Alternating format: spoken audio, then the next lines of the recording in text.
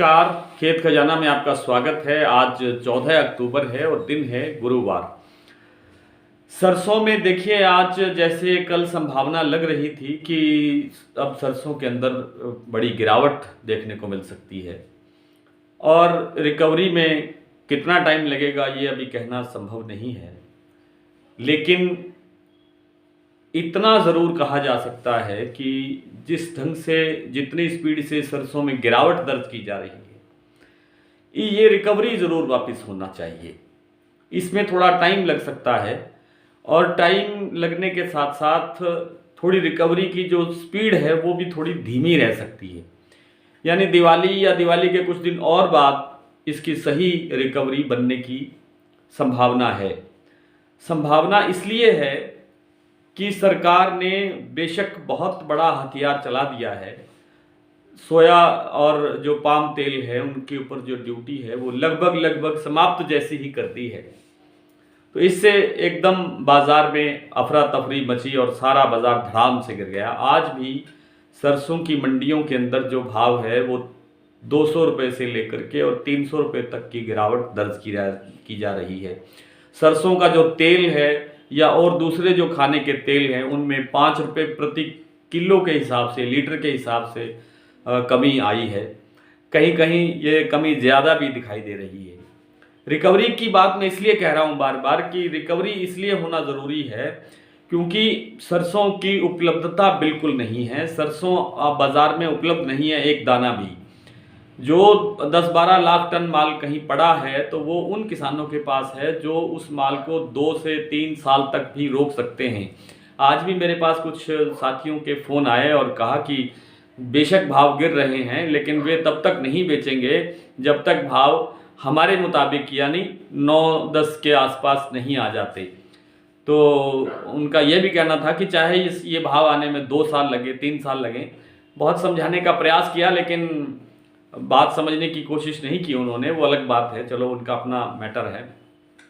लेकिन यहाँ इस बार दीपावली और दीपावली के आसपास ये रिकवरी ज़रूर होनी चाहिए। बेशक 9,000 प्लस का भाव ना हो, बेशक 10,000 के घरों में सरसों ना जाए, लेकिन जिस भाव से, जिस स्थान से टूट के गई है उस स्थान तक तो रिकवरी होना बिल्कुल तय लग रहा है क्योंकि फंडामेंटल बहुत मजबूत है। सरसों के आने में अभी भी बहुत टाइम है। बिजाई के लिए भी हमें बहुत ज़्यादा सरसों की ज़रूरत पड़ेगी क्योंकि किसानों में ज़्यादा आकर्षण पैदा हुआ है इस साल सरसों के प्रति, और सरकारों के पास बिजाई के लिए सरसों दाना उपलब्ध करवाने के लिए एक सिंगल दाना नहीं है, ना किसी सरकारी एजेंसी के पास है, ना किसी और सरकारी तंत्र के पास है।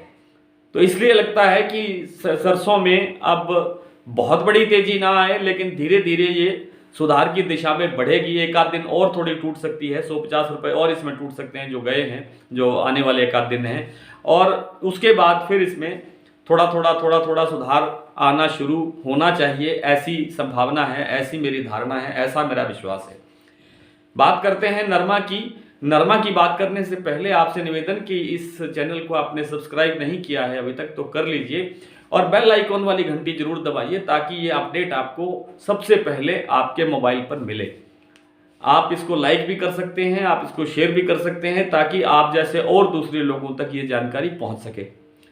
नरमा के अंदर कोई बड़ी गिरावट की संभावना, मैं निरंतर कह रहा हूं कि कोई संभावना नहीं है। फसल बहुत ज़्यादा कमज़ोर है, जितना अनुमान लगाया जा रहा है उससे कहीं ज़्यादा फसल कमज़ोर है क्योंकि जो सुंडी का प्रकोप है, गुलाबी सुंडी का जो प्रकोप है उसका तो अनुमान है ही नहीं अभी तक लोगों के पास, क्योंकि सुंडी कभी एक खेत के किसी एक हिस्से को ख़त्म नहीं करती। ये पूरे की पूरी एक लाइन में चलती है और पूरा का पूरा खेत बर्बाद करती है। देखने में खेत ऐसे लगता है, फसल ऐसे लगती है बहुत सुंदर खड़ी है, लेकिन जब टिंडा खोल के देखते हैं तो वो टिंडा या तो काला पड़ चुका होता है या ख़त्म हो चुका होता है या उसके अंदर गुलाबी सुंडी विराजमान होकर के और उसके अंदर जो सामग्री है उसको पाचन करने का काम कर रही होती है। इसलिए फसल कमज़ोर है और आने वाले दिनों के अंदर थोड़ी बहुत आवक बढ़ने से, बार बार मैं ये कह रहा हूँ कि आवक बढ़ने से थोड़ा प्रेशर बढ़ता है तो थोड़ा भाव 150 रुपये ऊपर नीचे हो सकता है, लेकिन कोई गिरावट की संभावना नहीं है। इसमें और अच्छी तेजी बनने की संभावना है। कमोबेश यही स्थिति बासमती में है और बासमती में भी अब धीरे धीरे और सुधार होने की संभावना होगी। बासमती की चाहे कोई भी वैरायटी है, एक 17-18 को छोड़ करके बाकी सभी वैरायटियों का, सभी किस्मों का उत्पादन जो है वो काफ़ी कमज़ोर है। चाहे वो 1121 है, चाहे वो 1401 है, चाहे वो 1509 है। अभी तो 1509 ही आ रहा है बाजार में और 1401 अभी तक नहीं आया। 1121 कहीं कहीं थोड़ा थोड़ा दिखने लगा है, लेकिन आने वाले समय के अंदर 1121 का भाव भी ठीक रहेगा, 1401 का भी भाव अच्छा रहेगा और 1509 का तो भाव अच्छा मिल ही रहा है। दूसरी जिंसों का भाव भी इनके कारण ही अच्छा मिलता रहेगा। आइए कुछ भाव देखते हैं मंडियों के। आज भरतपुर में सुबह जो भाव खुला था वो था 7,925, यानी कल से लगभग 86 रुपये कम, और उसके बाद शाम को इसका भाव रह गया 7,800 रुपये। जयपुर में आज भाव खुला 8,275 रुपये, सरसों की बात हो रही है, 8,275 रुपये। कोटा में 7,275 रुपये, 400 रुपये का नुकसान है कोटा में।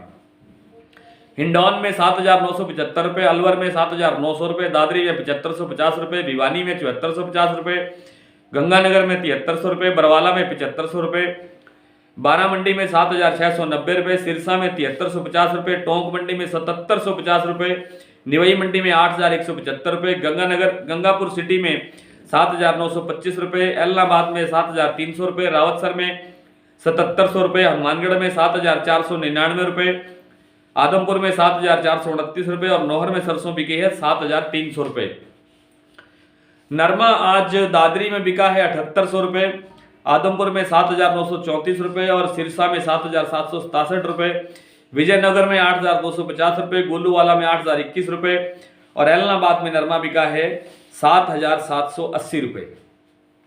1509 की बात कर लेते हैं। 1509 आज तरन तारण पंजाब में बिका है 3,090 रुपये, रतिया में 3,000 रुपये, कोटकपूरा में आज 1509 का भाव रहा है 3,155 रुपये, हाथरस में 2,825 रुपये, नरवाना में 2,900 रुपये, अमृतसर मंडी के अंदर भाव रहा है 3,088 रुपये और यहाँ 1121 भी आया है, जिसको भाव मिला है 3,239 रुपये और 17-18 को भाव मिला 3,156 रुपये। नरेला में भाव रहा है 2,970 रुपये, अलीगढ़ में 2,831 रुपये और टोहाना में 1509 को भाव मिला है 3,100 रुपये। कल फिर आपसे मुलाकात होगी, तब तक के लिए नमस्कार।